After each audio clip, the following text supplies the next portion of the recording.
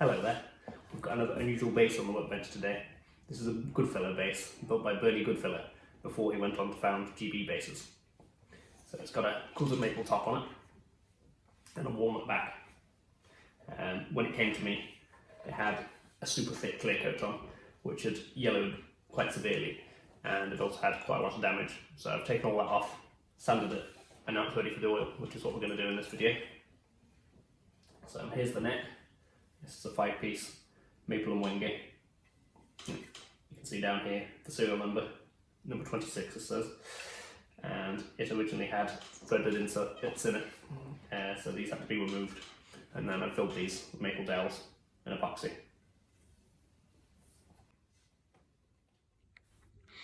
The body shape is kind of like a alembic or a JD base, and it's definitely that style. So here's the neck. You can see in there in the neck pocket there's a serial number again, which is number 26. When the base came to me, the owner couldn't get the neck off. That's because someone had actually glued the neck in. The threaded inserts in the neck had failed, so instead of fixing it, they just decided to glue it in. Luckily enough, it came out okay, because they didn't do a very good job. And now we're going to go for a more normal connection of just wood screws rather than threaded inserts. So there's the back. This is black walnut, and that'll come up nicely with the oil. One of the best woods to use with an oil finish is walnut, in my opinion. It really comes to life. And then let's have a look at the neck. So you can see we've kept the original finish on there, so we can keep the decal there. And then one of the cool features where it's got, which I didn't notice for a while because it's so yellowed so badly, is the veneer underneath the headstock. There's quite a bright green colour. So this is a 5-piece neck of maple and wenge. You can see up here where I've filled those with dowel. That's because we're just going to be using wood screws. So that's where the threaded inserts were originally. And rosewood fretboard. So here comes the first coat. I'll probably soak straight in. See that come to life there. I'm just going to do the top first and then do them separately, turn it over after.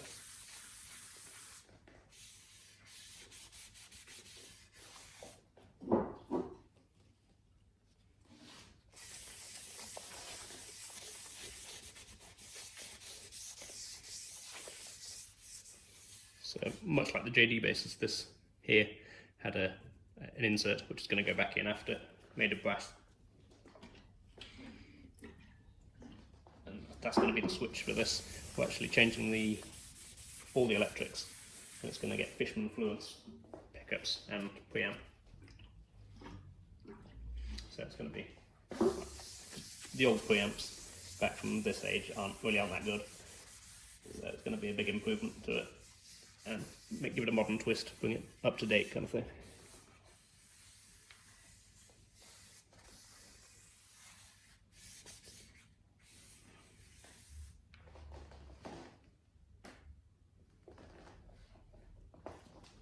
So that's soaked in straight away, so I can follow up with more oil straight away.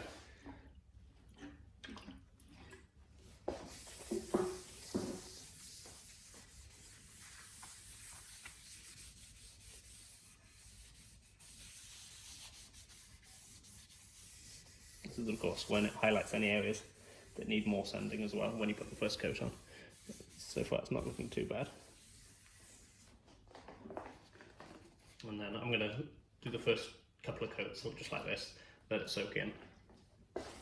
And then the next coats will be sanded with the oil, which gives a nice smooth finish.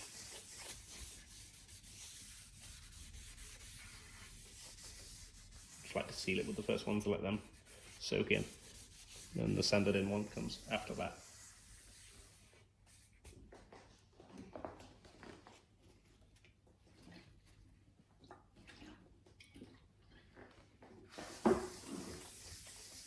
So I want to actually see the surface wet.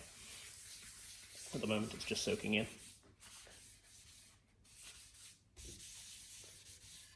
And then when it's had 10 minutes or so, I'll rub off any excess.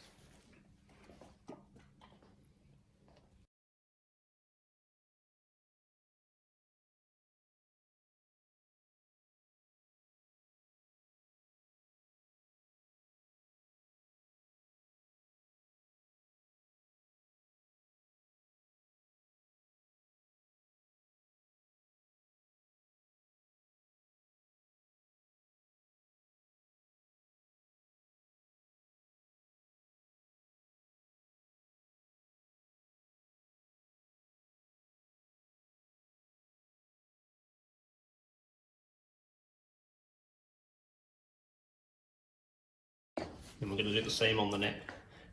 You'll have to bear with me if the neck comes out of shot a few times. I'm going to have to pick it up.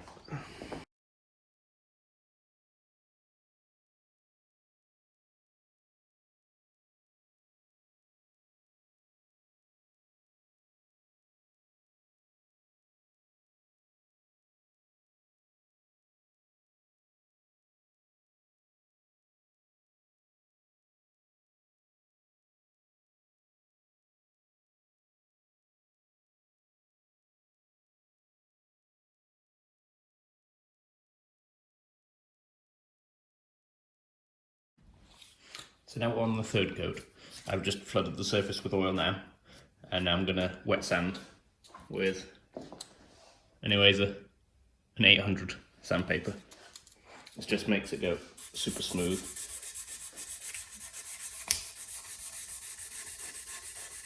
And then I'll carry on doing this up to 2500 grit if I want it to be reasonably glossy, like we do with this one.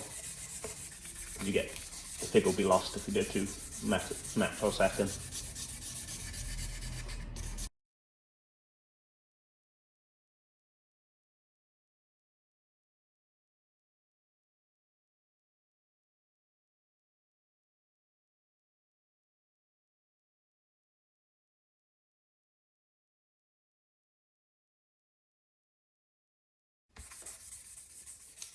You can see it also makes like a fine dust which is mixed with the oil, and this actually acts as a bit of a grain filler also.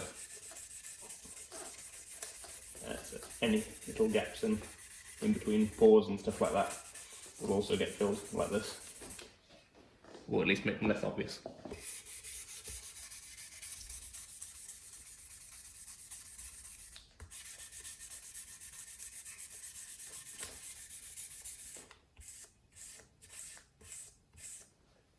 Okay, now I'm going to leave that for about 5 minutes. Okay, so now we're just going to wipe it all off and leave a nice smooth finish. So I just gave it about 5 minutes for it to soak in. And if you leave it too long, it'll become sticky and difficult to get off. And if you don't leave it long enough, it'll just won't have as much benefit as it would if you left it longer.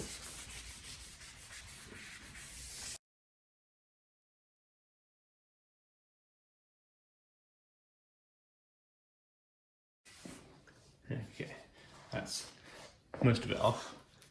You need to now watch it over the next sort of 10 minutes, maybe half an hour, because oil can actually come back up through the pores and you end up with little spots in it. So you wipe them off as you see them.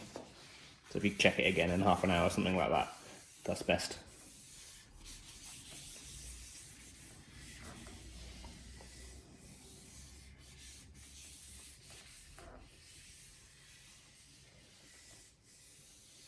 So then I'll repeat that with 1000 grit next, sandpaper, and then 1200, and then I'll probably go from that to 2000 or 2500, and that'll be the last one. And then if you want it even glossier than that, you can put a final coat on without any sanding, just as the last one. But I don't like too much gloss when oil finish. You might as well use lacquer then.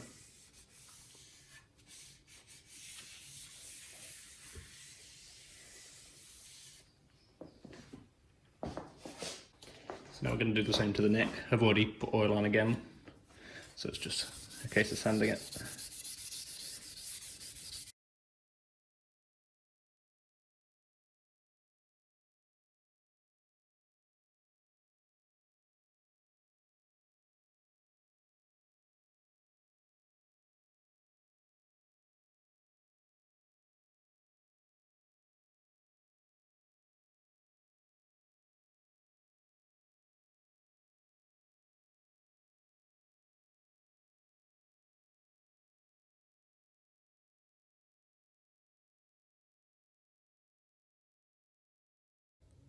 So as you can see, we've jumped ahead a bit now and I've assembled the bass.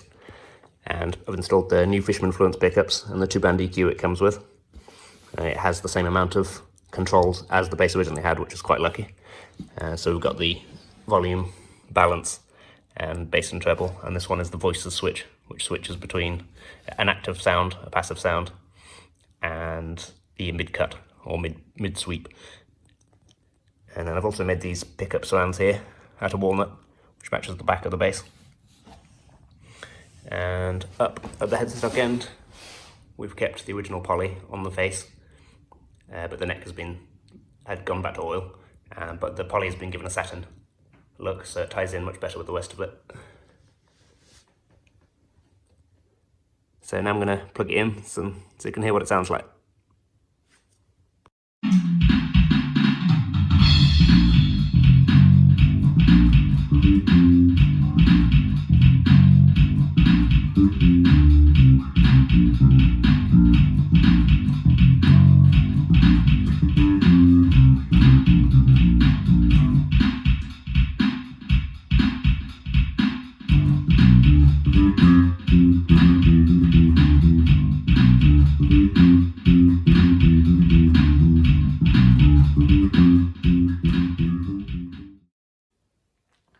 So that's this one finished.